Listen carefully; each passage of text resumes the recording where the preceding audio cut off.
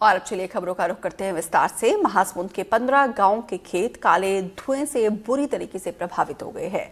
National highway 53 के किनारे स्थापित स्टील और पावर प्लांट के धुएं से 15 गांवों के 7000 एकड़ खेत बुरी तरीके से प्रभावित हुए हैं। इनमें खैरजुटी, मालीडीही, बिरदा और कोंडावाझर गांव शामिल हैं। और स्टील और पावर प्लांट के धुएं से न केवल पेड़ पौधे और फसलें काले हो रहे बल्कि प्रदूषण का कालापन घरों के अंदर तक छाया हुआ है। इस पर देखिए एनडीटीवी संवाददाता कृष्णानंद दुबे की ग्राउंड रिपोर्ट। इस वक्त हम मौजूद हैं ग्राम खैरजीटी में और आपको मैं बता दूं कि यह ग्राम खैरजीटी करणी कृपा स्टील एवं पावर प्लांट के किनारे बसा हुआ है। और यहाँ की जो सबसे बड़ी समस्या आ रही है कि ये जो करणी कृपा स्टील एवं पावर प्लांट है, इसके प्रदूषण से ये जो गांव के सैकड़ों एकड़ जो खेत हैं, इनके जो धान है बिल्कुल काले पड़ते जा रहे हैं। मैं आपको दिखाऊंगा कि आप ये देख सकते हैं कि ये जो धान है बिल्कुल काला पड़ गया और इस धान की अभी कटाई नहीं हो पाई है। ये फसल बिल्कुल तैयार है और तैयार होने के बावजूद इसकी कटाई इसलिए नहीं हो पा रही है कि ये पूरा का पूरा धान इस करणी कृपा पावर प्लांट के प्रदूषण से, इसके काले धुएं से काला पड़ चुका है। और सबसे बड़ी जो समस्या है कि यह करणी कृपा जो पावर प्लांट है लगभग 1000 करोड़ के लागत से यहाँ पर स्थापित किया गया है। यह करणी कृपा पावर प्लांट आज से करीब 9 महीने पहले शुरू हुआ है और इसका विरोध के लिए लगभग 2 सालों से जो यहाँ के ग्रामीण है, 14 से 15 गांव के जो ग्रामीण हैं, इसकी स्थापना का विरोध कर रहे थे और उस विरोध का जो परिणाम है अब सामने आने लगा है। आपको मेरे बता दूं कि इस धान की कटाई नहीं हो पा रही है। कटाई इसलिए नहीं हो पा रही है कि इसको शासन भी खरीदने को तैयार नहीं है। हमारे साथ ग्राम खैरजीटी के किसान, इसके साथ कुछ और भी गाँव के जो किसान हैं, उनसे बात करते हैं इस करणी कृपा पावर प्लांट को लेकर और धान को लेकर क्या समस्याएं आ रही हैं। जी आप अपना नाम बता दीजिए। चहनू राम साहू। हाँ साहू जी, आप किसान हैं जी। कहाँ रहते हैं आप? तुम गांव रहता हूँ। अच्छा, क्या समस्याएं हैं आप लोगों को? समस्या है कि मतलब हम लोग विरोध तो हुआ जी, और 8 महीने कैमरे की ओर देखिएगा। 8 महीने के बाद में आज स्थिति यह है कि मतलब फसल होने के बाद में हमारे धान मतलब काला पड़ गए पूरा। अच्छा, काला पड़ गए। हम सोचते हैं पहले मतलब पहले ले रहे थे 1 साल पहले, अभी काला हुआ है ना, उसमें कोई सोसाइटी में लेने का नाम ही नहीं ले रहे हैं। अच्छा, हम लोग जाते हैं हमारे सोसाइटी में स्पष्ट बोलते हैं कि हम धान नहीं खरीदेंगे करके, और काला तो है ही है ना। अब शिकायत करते करते किसान लोग हम ये काला क्यों पड़ा है? काला जो धुआं आ रहा है ना करनी की प्लांट से लगा हुआ है, इस कारण से पूरा मतलब क्षतिग्रस्त हो गए। पूरा किसान मतलब हजारों एकड़ खैरजीटी, तुम गाँव, बेंद्रीडी पूरा लगा हुआ है और पूरा खराब। जी आप अपना नाम बताएं। नंद किशोर यादव। यादव साहब, किस गांव में रहते हैं? ग्राम खैरजीटी का। खैरजीटी में। आपके गांव में लगभग कितने एकड़ खेत होंगे पूरे गांव में? गांव में 700 एकड़ में है हम लोग का लगभग खैरजीटी। 700 एकड़ में कृषि भूमि। कृषि भूमि। क्या समस्याएं आ रही हैं सर इसमें? जब से ये चालू हुआ है करणी कृपा पावर प्लांट जी स्टील जी, तब से ये डस्ट आ रहा है। पिछले समय अभी जुलाई में हम लोग रबी फसल का भी धान का कटाई किए, उसमें भी आया जी। तो उस समय शासन तो नहीं खरीद रहे थे जी। उस समय व्यापारी से भी हम लोग को नुकसान हुआ है। व्यापारी अच्छा रेट में लिया नहीं, जो रेट मिलना चाहिए था वो रेट हम लोग को नहीं मिला। इसके प्रदूषण से समस्या आ रही है? बहुत समस्या आ रही है सर। क्या समस्या आ रही है प्रदूषण से? प्रदूषण से समस्या आ रही है, हमारे धान पूरा काला पड़ जा रहा है। काला परत जम रहा है तो चावल में भी काला हो रहा है वो। अच्छा, तो सोसाइटी वाला अभी खरीदेंगे नहीं बोल रहे, साफ मना कर दे रहे। 2 दिन से हमारे धान वहाँ रखा है। अच्छा जी, आप अपना नाम बता दीजिए। सुखराम सिन्हा जी, आप कहाँ रहते हैं? खैरजीटी में। क्या समस्या आ रही है? आप धान हाथ में रखे हुए हैं, क्या बताएं आप? काला काला हो रहा है। दिखाइए, थोड़ा कैमरे की ओर दिखाइए। हाँ, ये धान काला पड़ रहा है। इस धान के अलावा गांव में जो और भी फसल लगी होगी, सब्जी है, भाजी है, उनका क्या हाल है? पूरा भाजी तो खा नहीं सका सब। अच्छा, हाँ, पूरा करिया करिया हो जाता भाजी है। धोवा था तो पानी करिया करिया हो जाता। अच्छा, हाँ। ये सब क्यों हो रहा है? प्लांट के धुआं कारण। प्लांट के धुआं के कारण। हाँ।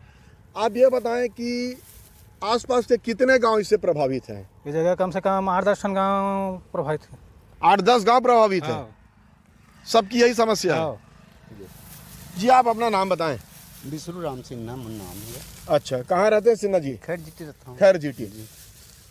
आप ये बताएं कि ये जो 14-15 गांव के लोग प्रभावित हो रहे हैं, इस 14-15 गांव में कितने एकड़ खेत इस प्रदूषण से प्रभावित हो रहा है? कम से कम 5,000 करीब में एकड़ में एरिया में पूरा फैली धुआं गया। अच्छा फैला थे, फैली नहीं, फैल गए। अच्छा हाँ, अब मैं ना परसों नरसों धान कटाया ना, जी तो मोर यहाँ में टोकन कटाए पर किसी लड़का है, जी तो टोकन कटी ना धान आदमी भेजी थी यहाँ 11 में, जी और धान के सैंपल लगी, तो सैंपल लगी ना तो धान काला जी कहा थे, मोर लड़का फिर अभी की से सोसाइटी कैसे साहब मोर तो तक काला नहीं गया तो कंदूरिया में, जी तो ले लेने ला इसी के बार, तब गए अब काय कहते हुए जानी बताई। अच्छा हाँ, आप जैसा देख रहे हैं कि ये किसान, हम इस वक्त किसानों के साथ खेत में ही मौजूद हैं और आप देख रहे हैं कि ये जो खेत का जो धान है एकदम ज़्यादा काला पड़ गया है। इसको जो सरकारी खरीदी होती है, सरकारी खरीदी में भी इसको लेने के लिए तैयार नहीं है। हमारे साथ एक किसान और हैं, इनसे भी हम जानेंगे। जी आप अपना नाम बता दीजिए। नंदलाल सिन्हा। सिन्हा जी, आप हाथ में धान रखें, पहले हाथ धान दिखाइए कैमरे में। ये क्या समस्या है इसमें? पूरा काला डस्ट है, पावर प्लांट का डस्ट है ये, अच्छा काला पड़ गया है। इसको सोसाइटी में मंडी में खरीद नहीं रहा है इसको। अच्छा, आप ये बताएं कि गांव में और भी जो पेड़ हैं, जो बड़े बड़े पेड़ हैं, वो भी काले दिख रहे हैं? पूरा काले, वो भी काला हो गया? हाँ, पूरा काला हो गया। अच्छा। साफ सब्जी वगैरह में भी काला पड़ गया है पूरा। सब्जी खाने के लायक नहीं है, कई एक सब्जी। अच्छा, ऐसा है। ये कितने गांवों में असर है इसका? लगभग 14-15 गांव में है। अभी तो वर्तमान अभी 10-12 गांव में है, लेकिन 14-15 गांव में ही डस्ट हल्का हल्का जाने लगा है। 10 गांव में तो बहुत ज़्यादा है।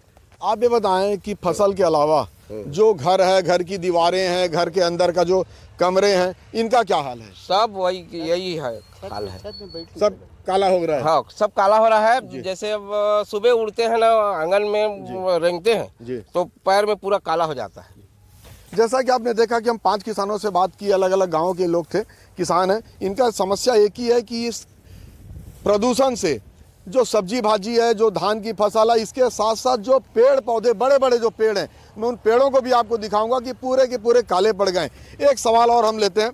सौ जी, आप बताएं कि उद्योग खुलना चाहिए कहा जाता है, इससे रोजगार मिलता है, और आप लोग लगातार 2.5-3 साल से इसका स्थापना के समय से इसका विरोध कर रहे थे, क्या कहेंगे आप? कोई रोजगार नहीं मिलता है भाई साहब, रोजगार नहीं, गांव लोग को लेते भी नहीं है और बेरोजगार हो गए हैं प्रदूषित के नाम से। अच्छा। बाहर से जितने भी आए हैं बाहरी लोगों को ले रहे हैं, शुरू में लिए, उसके बाद में तो कोई रोजगार वाली बात नहीं। गांव वाले पूरा बेरोजगार हो गए हैं, रोजगार वाली बात ही नहीं है, वो चूतिया बनाते हैं। आप लोग कहीं इसकी शिकायत किए हैं? हाँ, शिकायत हम लोग किए हैं सर। कहाँ कहाँ किए हैं? कलेक्ट्रेट में किए हैं, मुख्यमंत्री पूर्व में था भूपेश बघेल जी, उनसे मिल के भी बात किए थे, महासुन में आए थे तो अच्छा जी, संपर्क में चल रहे थे उस समय। जी जी, तो वहाँ कलेक्टर को आदेश किए थे इन लोग का समस्या देखो और उसका निराकरण करवाओ करके, बस ऐसी भाषण में। क्या हुआ?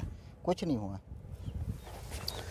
आप देख रहे हैं कि ये समस्या बहुत बड़ी है, और जैसे कि किसानों का कहना है कि 5,000 एकड़, एक आंकड़े के अनुसार जो जानकारी आ रही है कि लगभग 7,000 एकड़ से भी ऊपर ये जो खेत है, 14 गांव के जो 7,000 एकड़ से ऊपर की जो फसल है वो पूरी बर्बाद होते जा रही है, पूरा कालापन आ गया है। फसल को शासन खुद खरीदने को तैयार नहीं है। ये खरीफ की फसल है, रबी की फसल को भी जो व्यापारी खरीदते हैं वो भी खरीदने को तैयार नहीं है। इस वक्त हमारे साथ महासमुंद के भाजपा विधायक योगेश्वर राजू सिन्हा जी हैं, जिनसे आज हम चर्चा करेंगे कि करणी कृपा पावर प्लांट को लेकर, प्रदूषण को लेकर जो किसानों की सबसे बड़ी जो समस्या आ रही है, उनके फसलों को जो समस्या आ रही है, इस पर हम उनसे चर्चा करेंगे। विधायक महोदय, आप बताएं कि आज खुद आप सोसाइटी की जांच में आए हुए हैं, आप देख रहे हैं कि यहाँ जो करणी कृपा पावर प्लांट है उसको लेकर आसपास के जो 14-15 गाँव के जो किसान हैं, उनकी फसल खराब होते जा रही है, फसल काली पड़ते जा रही है, और इवन इसी सोसाइटी में लोग खरीदने से भी, शासन के द्वारा खरीदी भी इनकार किया जा रहा है। इस बहुत बड़ी समस्या के लिए, चूंकि आपकी सत्ता है, आप सत्ता पक्ष के विधायक हैं, क्या प्रयास होगा आपके द्वारा?